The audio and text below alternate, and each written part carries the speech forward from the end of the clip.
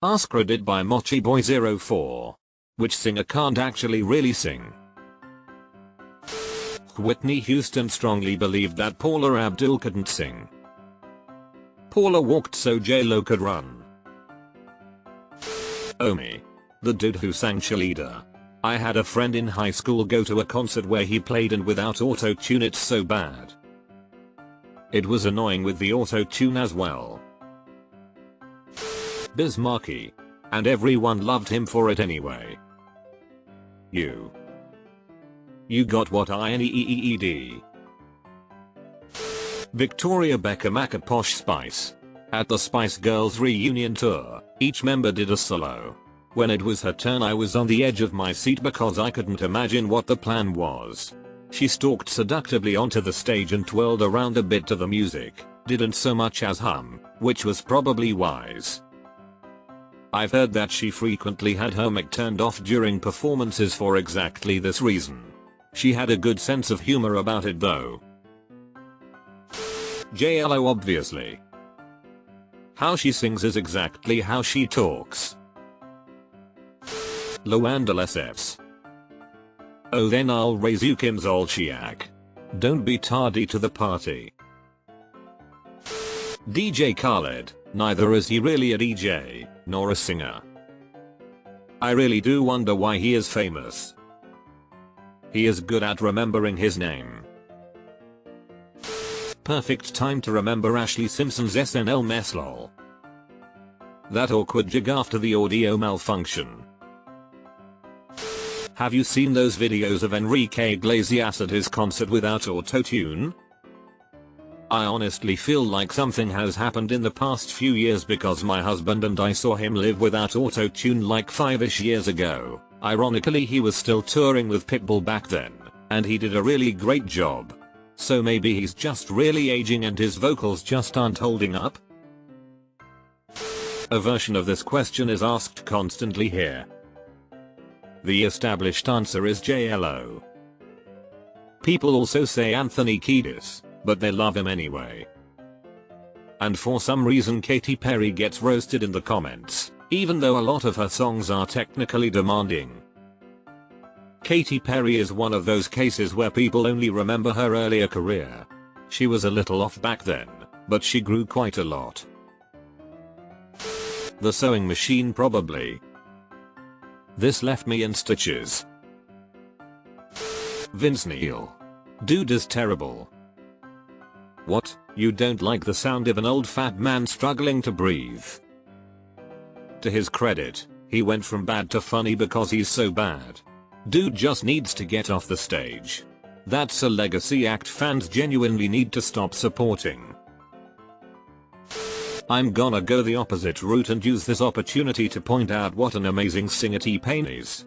Most people think he's a terrible singer because he implements auto-tune as a vocal effect, but he's actually a well-trained gospel singer.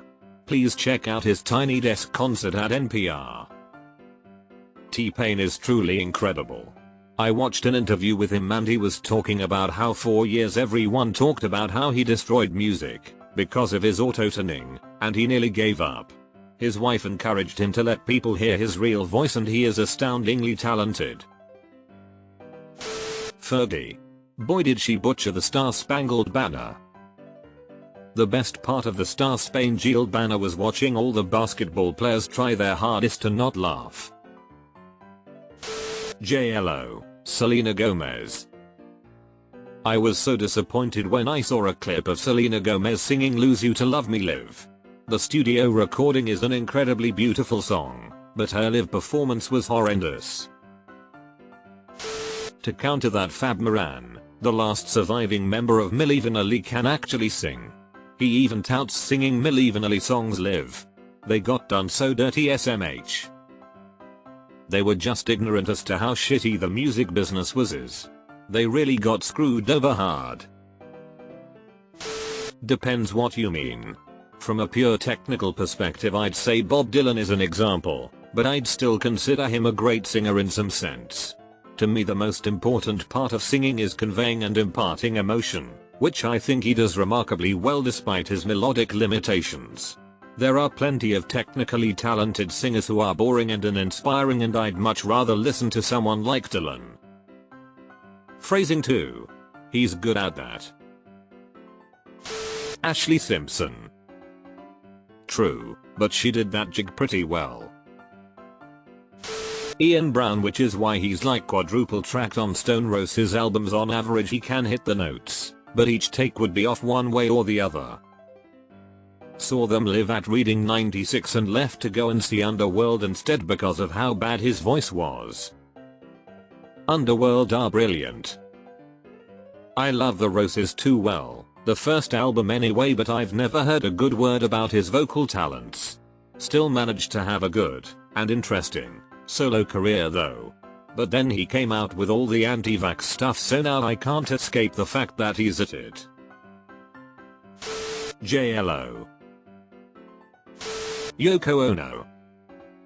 When she said I really felt that. Come to the dark side. Grindcore doesn't care if you can sing. Should probably learn to scream though, otherwise you're not long for that world. Most of them.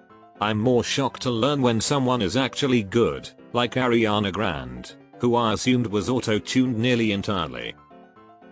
When I started listening to Florence plus the Machine, I had a really hard time telling the difference BTW the studio work and her live performances. Hilary Duff was an atrocious singer. She sang through nasal passage and I still can't figure out how.